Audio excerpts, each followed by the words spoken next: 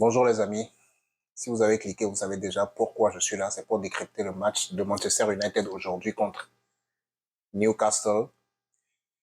Et franchement, j'ai eu du mal à la faire cette vidéo. J'ai eu énormément du mal à la faire cette vidéo parce que 3-0 court sur coup. Déjà la déroute face à City. Et puis là, cette nouvelle déroute face à Newcastle, 3-0 court sur coup. C'est dur. C'est dur en encaisser, chers amis. Et j'ai vraiment eu du mal à la faire cette vidéo. Vous pouvez sentir le désarroi dans mon regard, mais j'ai vraiment eu du mal à la faire cette vidéo.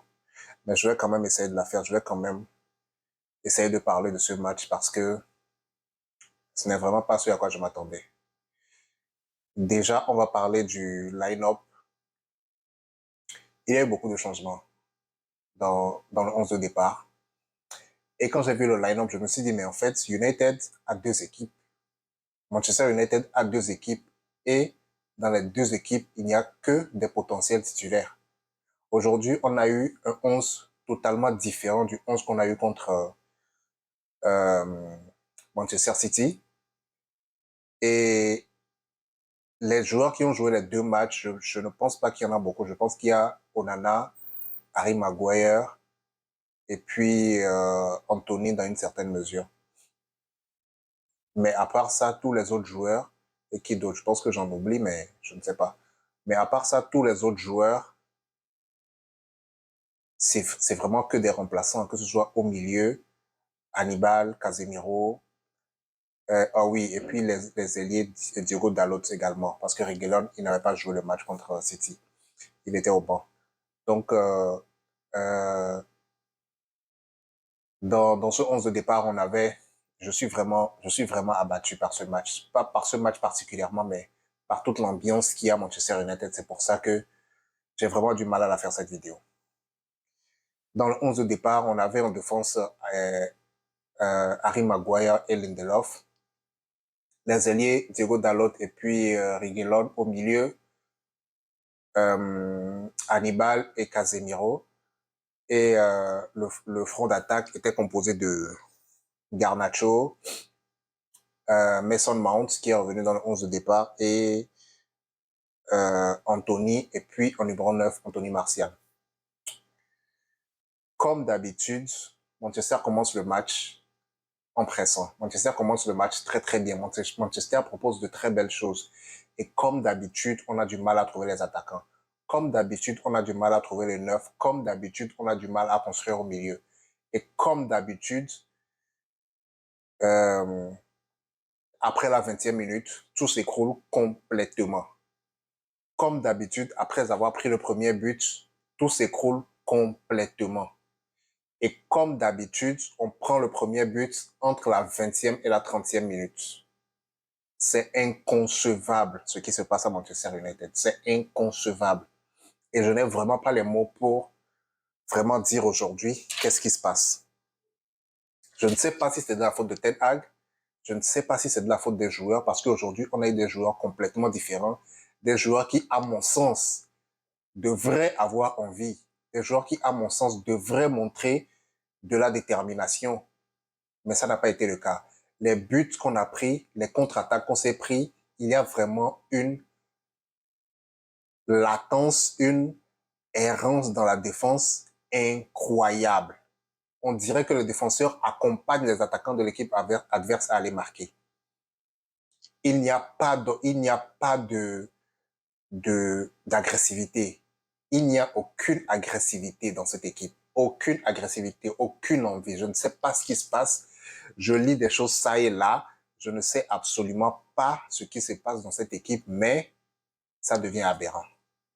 Ça devient aberrant. Même le public d'Old Trafford se moque des équipes. Même les joueurs adverses se moquent des équipes. Au bout d'un moment, Newcastle jouait à la baballe avec Manchester United. Tellement c'était aberrant. Tellement de déchets techniques dans les passes. Tellement de déchets dans la récupération.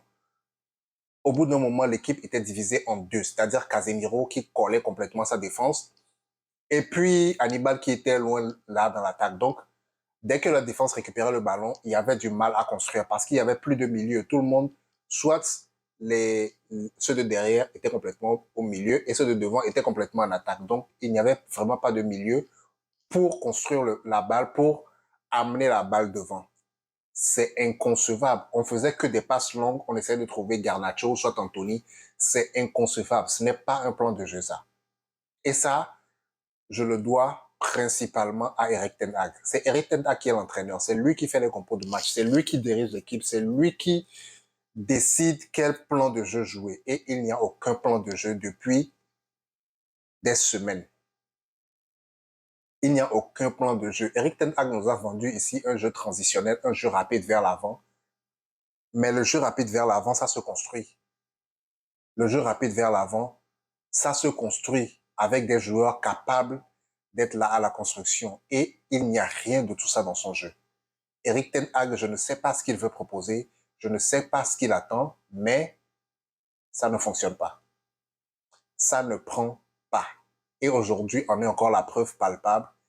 Manchester United est complètement à la déroute. Samedi, on a un match de championnat contre Fulham. Aujourd'hui, c'est un match de Carabao Cup. En tant que tenant du titre, on ne peut pas jouer la Carabao Cup comme ça. On ne peut pas être sorti dès maintenant. Mais c'est ça qui est arrivé et on est sorti de la pire des manières. C'est aberrant. C'est aberrant, c'est complètement inconcevable que Manchester United puisse jouer comme ça. Et moi, et les joueurs, et l'entraîneur, et les dirigeants, tout le monde est dans le même lot. Il doit se passer quelque chose. Et ce qui doit se passer, ce n'est pas forcément le renvoi du coach. Moi, je ne suis pas de cette philosophie qui dit que quand ça ne va pas, il faut renvoyer le coach. Il y a certains coachs aussi qui ont pris 3, 4, 5 ans avant de bâtir une équipe compétitive. Arsenal, Liverpool, ils ont pris 3, 4 ans, 3, 4 saisons complètes, échec sur échec sur échec, avant d'arriver au sommet, et ils y sont arrivés. Donc, renvoyer le coach n'est pas la solution. C'est la mentalité des joueurs qu'il faut voir. Il faut chercher à trouver ce qui se passe dans ce club pour que coach après coach, Ole Gunnar, José Mourinho, Luis Van Gaal, David, j'en perds mon latin, David Moyes, tous ont échoué. Pourtant, ce ne sont pas c'est pas des tapettes. Tous ces coachs que je viens de citer, c'est des très bons coachs. C'est des coachs qui ont vraiment bien réussi ailleurs. Mais à Manchester United, ils ont tous échoué. Et ça, dès la deuxième saison. Certains même, dès la première saison, ils ont fait 6 mois, 7 mois, 8 mois. Ils ont été renvoyés. Le problème, ce n'est pas le coach. Aujourd'hui, on en est tous à la conclusion. Le problème n'est pas le coach. Le problème se trouve quelque part. Et là, actuellement, tout le monde y va de son analyse, tout le monde y va de son interprétation, mais personne ne sait exactement d'où vient le problème à Manchester United. Et ça, il faut le déterminer. Forcément, il faut forcément le déterminer. Parce que cette situation ne peut pas continuer comme ça. On ne peut pas non plus résilier le contrat de tous les joueurs et racheter d'autres joueurs. C'est impossible. Les joueurs qu'on a dans l'effectif, ce ne sont pas des bras cassés, ce ne sont pas des pieds cassés. C'est des joueurs qui soit ont prouvé ailleurs qu'ils savent très bien jouer au ballon, ou soit ont déjà prouvé dans cet effectif qu'ils savent bien jouer au ballon. Mais il y a quelque chose qui se passe. Il y a quelque chose qui ne fonctionne pas. Je ne comprends pas comment un joueur comme Casemiro puisse perdre autant de ballons. Je ne comprends pas comment un joueur comme Amrabat puisse perdre autant de ballons. Je ne comprends pas comment dans un effectif comme Manchester United, des joueurs comme Mason Mount, on arrive difficilement à les trouver, ils puissent perdre autant de ballons, ils puissent faire des passes aussi ratées. Je ne comprends pas.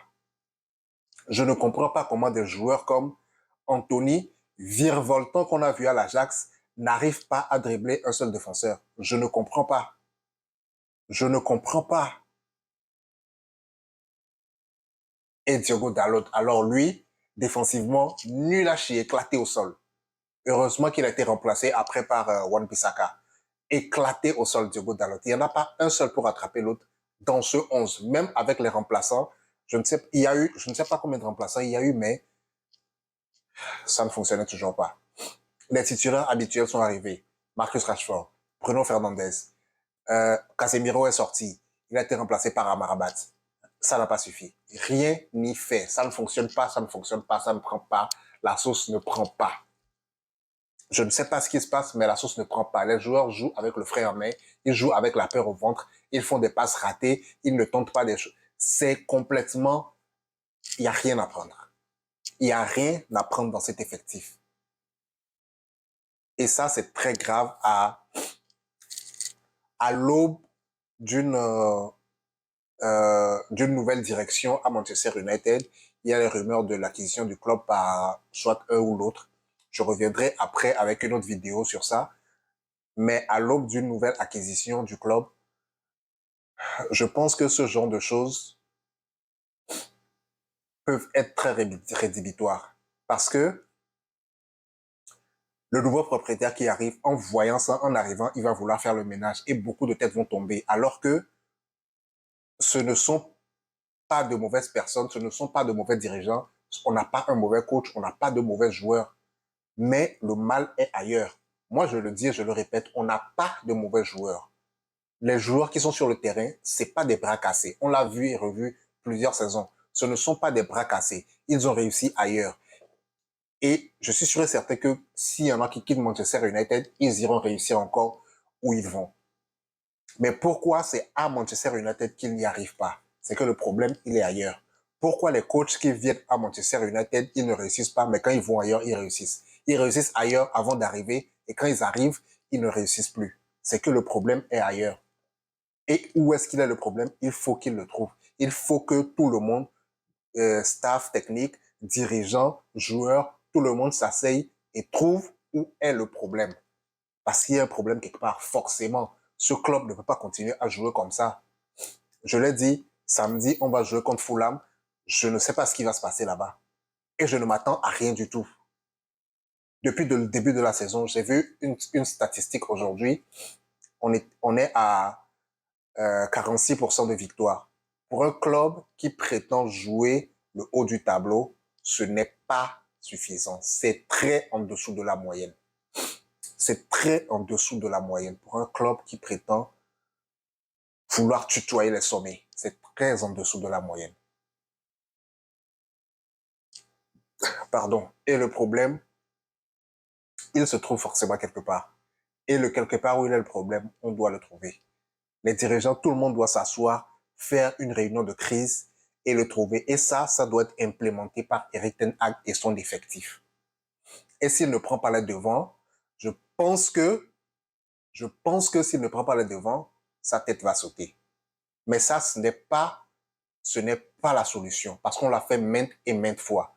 On va ramener un autre coach, il y aura un nouveau souffle, les joueurs vont jouer, ils vont performer et tout, ils vont bien finir la saison. La prochaine saison rebelote, ils vont encore tomber dans la même travers. Le coach va partir, on va encore ramener. Ce n'est pas ça la solution. Ce n'est pas ça la solution du tout, du tout. Il faut trouver une autre solution ailleurs. Il faut trouver une autre solution ailleurs. Il faut que les joueurs, psychologiquement, mentalement, soient libérés. Parce que les joueurs jouent avec le frein à main. Les joueurs jouent avec la peur. Ils jouent avec cette impression que tout ce qu'ils vont faire sera mal repris. Et ils jouent avec la peur au ventre. Ils n'ont pas envie, ils n'ont pas ce goût, ce courage de prendre des risques. Ils n'ont pas ce goût, ce courage de tenter des choses, de prendre des risques, d'aller sur l'adversaire. Ils n'y arrivent pas. Aucun joueur n'y arrive. Aujourd'hui, le match que j'ai vu, c'était décevant. Décevant. Newcastle ne peut pas nous battre 3-0 à Old Trafford. C'est impossible. Mais c'est ça qui est arrivé aujourd'hui. C'est ça qui est arrivé aujourd'hui et je suis sincèrement déçu. Je suis sincèrement déçu. Dans les prochains jours, certainement, je vais essayer avant samedi, parce que je suis très occupé actuellement, je vais essayer de faire une vidéo pour analyser la situation du coach à Manchester United, pour analyser s'il est sur le point d'être viré ou pas. J'espère que d'ici là, il ne sera pas encore viré, qu'il sera toujours en poste. Mais ce qui s'est passé aujourd'hui doit être corrigé. Les amis, merci d'avoir regardé cette vidéo. N'oubliez pas de vous abonner. N'oubliez pas d'activer la cloche de notification. Et supporters de Manchester United, courage à nous. On va s'en sortir. J'ai la foi qu'on va s'en sortir. Bonne soirée.